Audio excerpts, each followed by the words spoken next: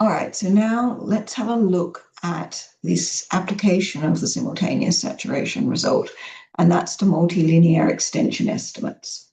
So this is a very classic type of problem where instead of considering one extension operator, you look at a multilinear type problem with multiple extension operators associated with multiple hypersurfaces.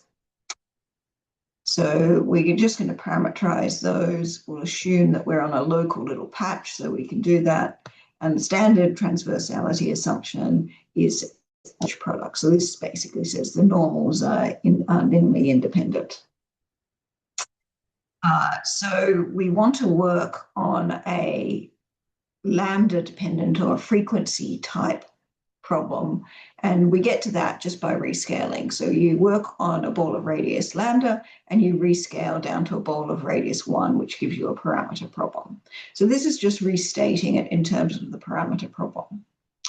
Now, these sorts of things have a very, very long history, so you can have a look at some of the references there.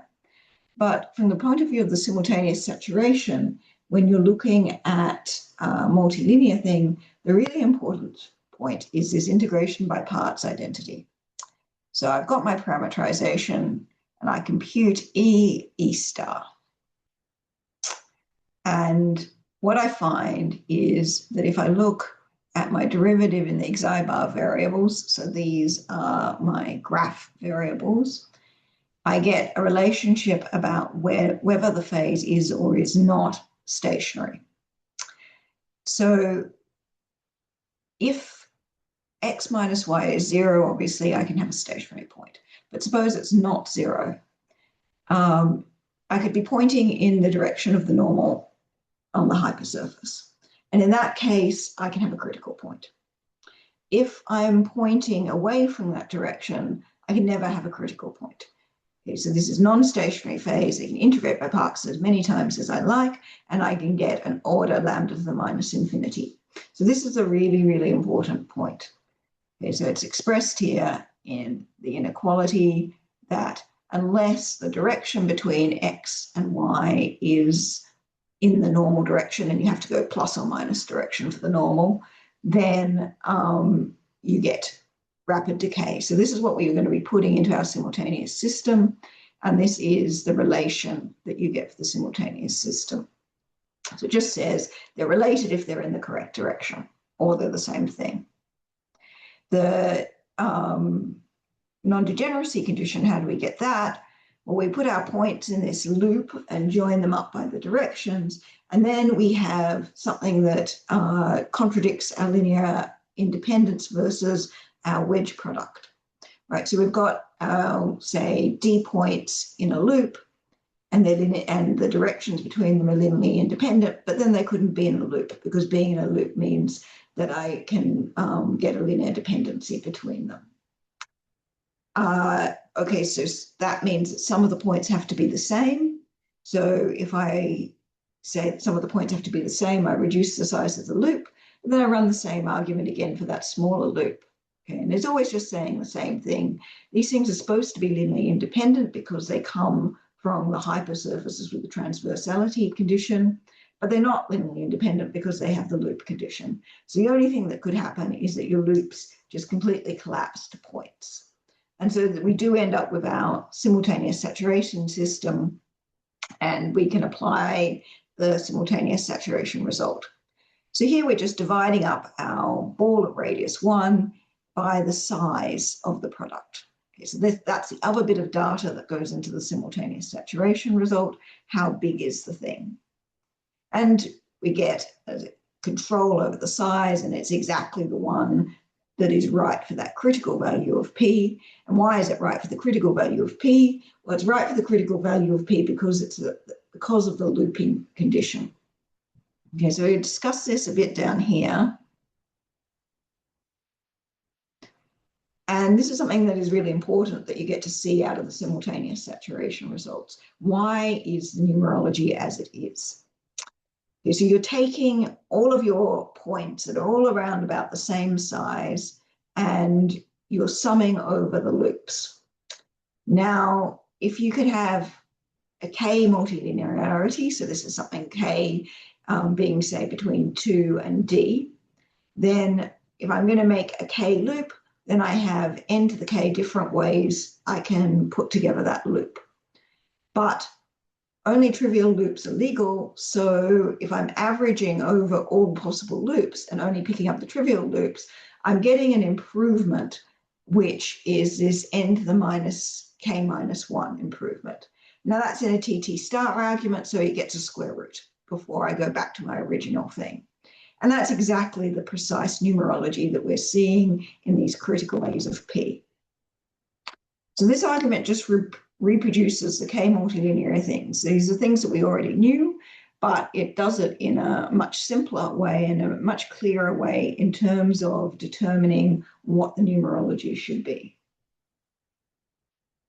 So now the next part of the paper is turning towards the new result for multilinear things, and that's looking at where you've got k-multilinear things, so k is strictly less than d, and you have some kind of curvature assumption in your missing directions. Because we know what it would be if we could have k-multilinear things and then each of them were flat in the missing directions. We have sharp examples for that. So this is sort of the next best thing is if we allow some curvature in the missing directions. And so this pk here is a conjectured sort of special value of p that you need to get down to for this point. And the point of the second part of this paper is getting to that. So here we're just setting up the curvature condition. This is just saying that it's curved in the missing directions. Now the approach that we take here is that we're going to split up the transversality condition and the curvature condition. And we're going to get one estimate via transversality and one estimate via curvature. I'm going to interpolate between them to get our final estimate. But what we're going to do is we're going to do mixed norms rather than fully equally weighted norms.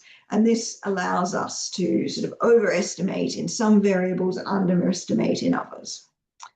So here I'm just setting up the transversality. So we have k transverse things. So we pick our first k dimensions and we have transversality in those normal directions.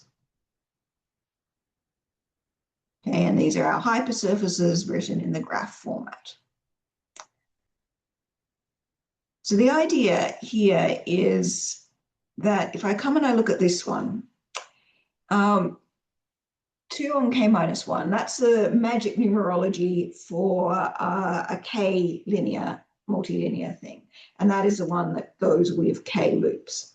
So in these variables, these y variables, these are the ones where I have my transversality. So I know that the best I could do is this 2 on k minus 1. I can't do any better than that. So I'm going to try and estimate that particular value of p in those variables. Now for the other variables, these are the z variables. These are the ones where I don't have transversality. I could, in fact, measure any L, R on k norm that I'd like, so long as R is bigger than 2. But the estimate is at its strongest when I do the L2 on k. I'm getting the most out of it. So I'm going to set, I say my transversality thing is going to be, I'm going to get that mixed norm.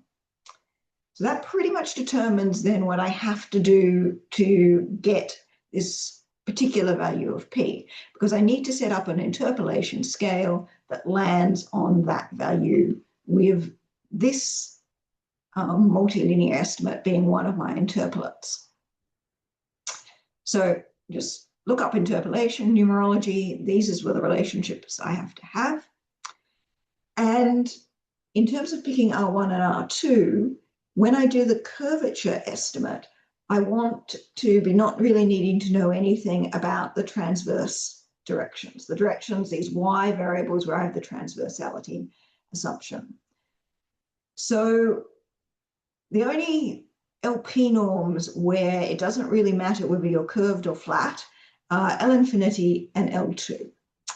L infinity is not going to be suitable because this number here is above the number I'm trying to interpolate to. So I need my other interpolation endpoint to be below. So I need this to effectively be an L2 norm.